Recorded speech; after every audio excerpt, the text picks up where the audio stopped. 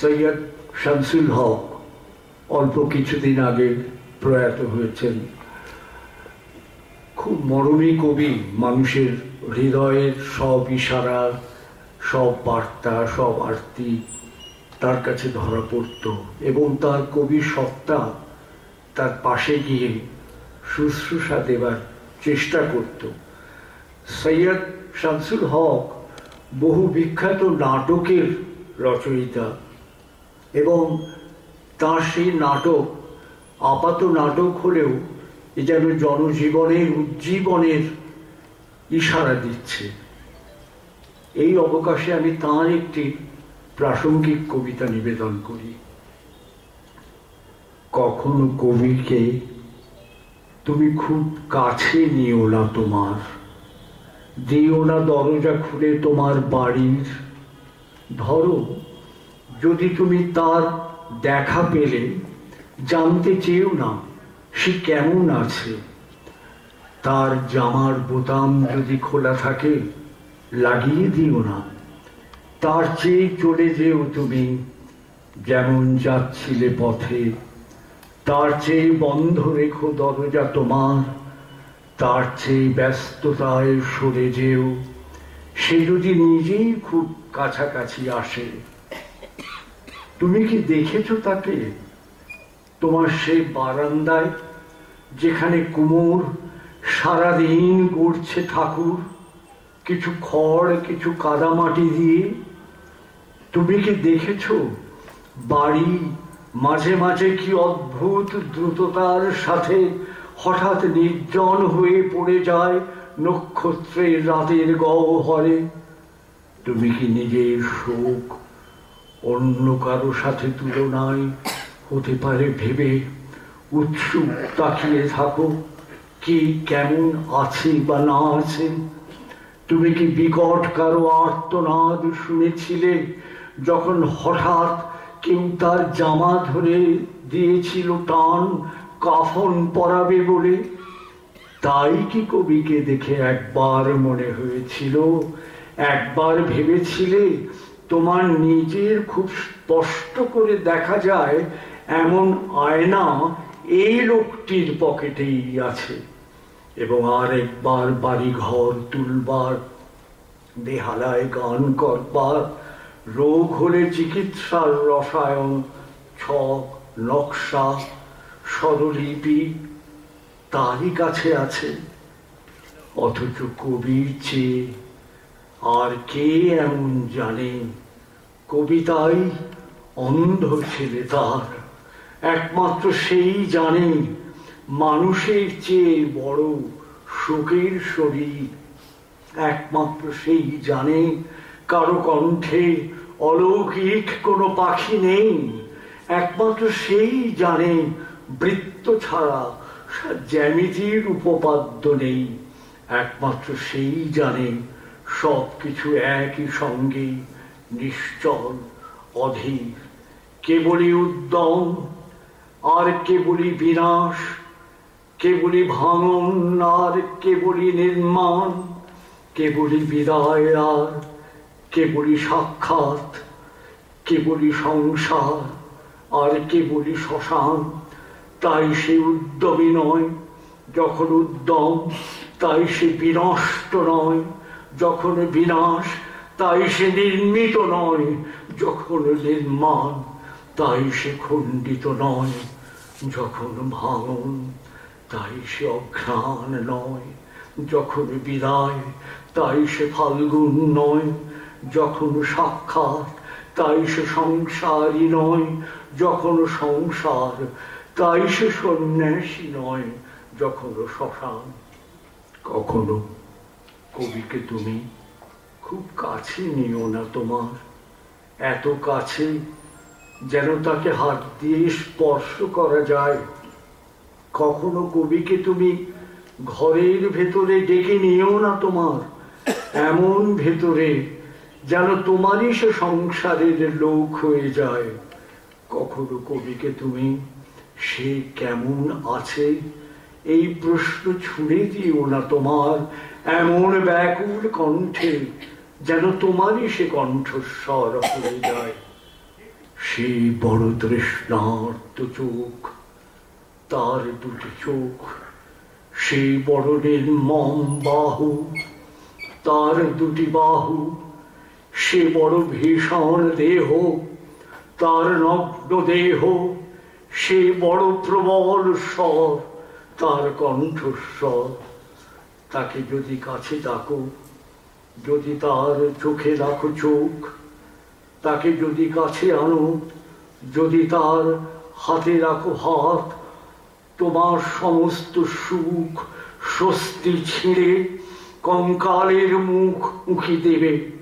তোমার বাগান থেকে আনাজের বীজ মরে যাবে, তোমার শস্যের ক্ষেতে পঙ্গপাল এসে ভরে যাবে, তোমার গাভীর বাঁটে সর্পিরেরা দীর্ঘ মুখ দেবে, তোমার চৌকাঠ জুড়ে ভয়াবহ চির দেখা দেবে।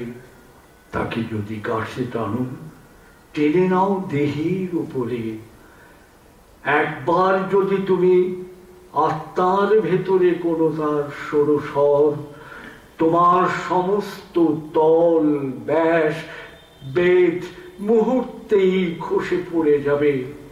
হঠাৎ দেখতে পাবে কিভাবে দাঁড়িয়ে আছো আজীবন তুমি এক পায়ে দালানের চূড়ান্ত কার্নিশে, কিভাবে কোথাও কোনো করুণার মেঘ নেই, জনপদে কণ্টিকারী মরুভূমি হাত বাড়িয়েছে, এবং কিভাবে উজ্জ্বল দলিলগুলো ক্রমাগত চলে যাচ্ছে দূরের দাঁতে। তার চেয়ে এই ভালো, এই তুমি ভালো আছো, এভাবেই ভালো আছো তুমি। তোমার সংসার থেকে কেবল এক পা দূরে প্রখর রোদ্দুর। তোমার কি দরকার সেই মেয়ের মাংস গলে যায় রোদ্দুরে যাবার, এবং সেখান থেকে অদূরেই অধমুখে ঝুলে আছে নিষ্প্রাণ ময়ূর। তোমার কি দরকার সেই রাতে ঘুম ভেঙে যায় সেদিকে দেখার? তার চেয়ে কবিকে ঘুমহীন নদীটির পাড় ঘেঁষে হেঁটে যেতে দিও সারা রাত। কবিকেই দিও তুমি একাকী শোকার্ত হতে, যে শোক তোমার। শূন্যতার ভার দিও, যে ভার তোমার, তাকে রক্তাক্ত তুমি হতে দিও, যে ক্ষত তোমার। যেতে দিও সেই পথে কবিকে, যে পথে সাহস নেই তোমার যাবার।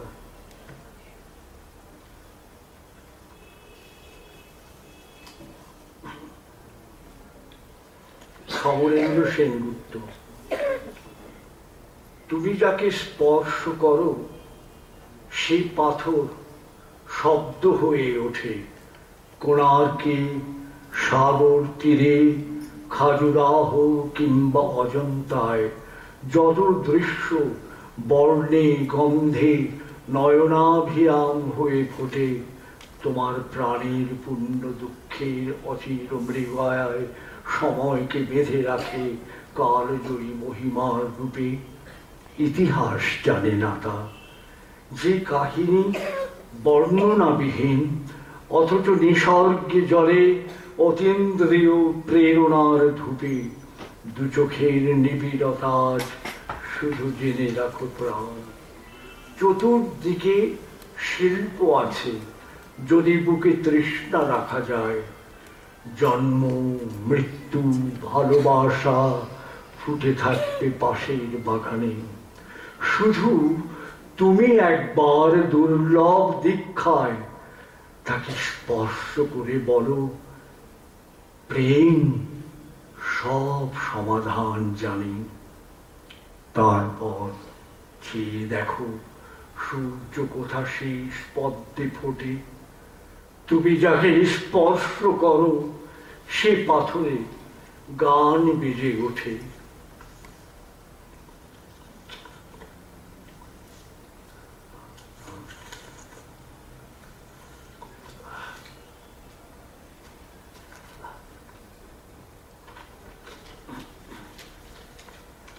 শহীদ কাদরী তিনিও অতি সম্প্রতি প্রয়াত হয়েছেন।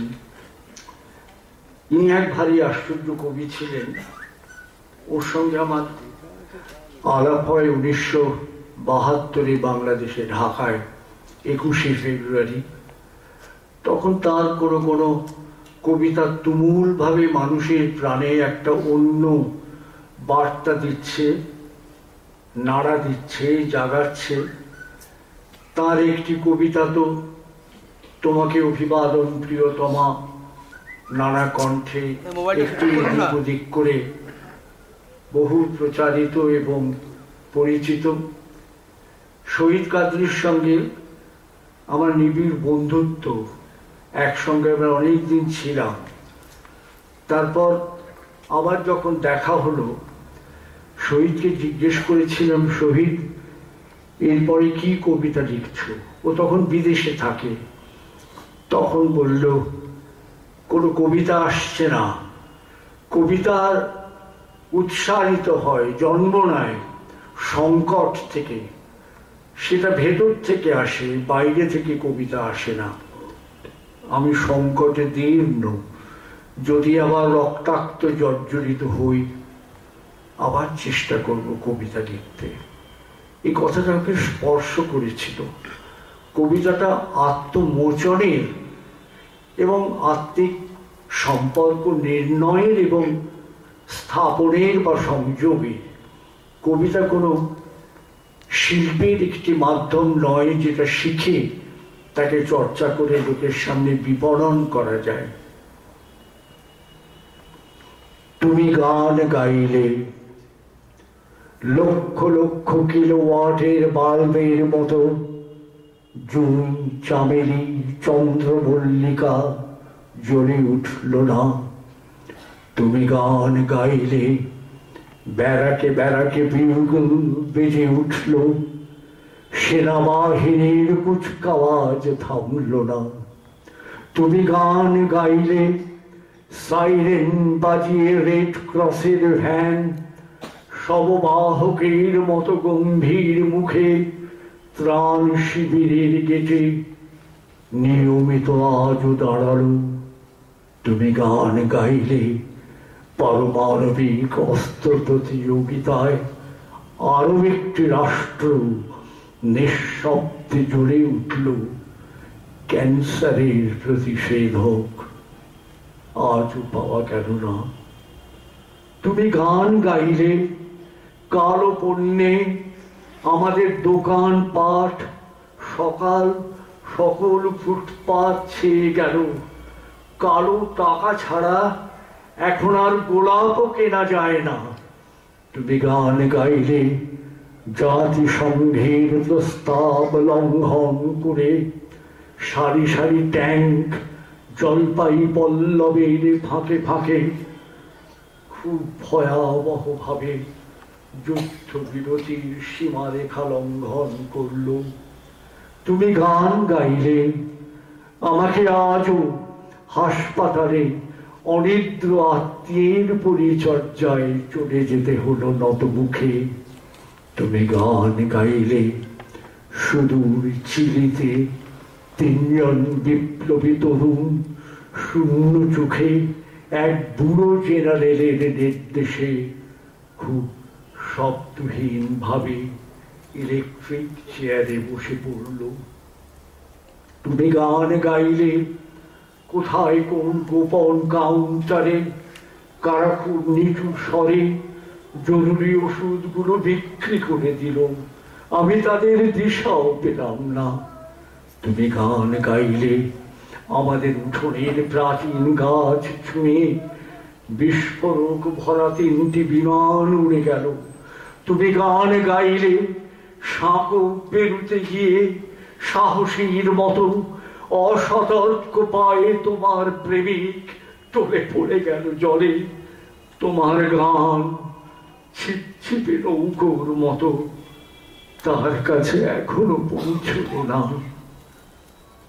ভালো থেকো ফুল, মিষ্টি বকুল, ভালো থেকো, ভালো থেকো ধান, ভাটিয়ালি গান।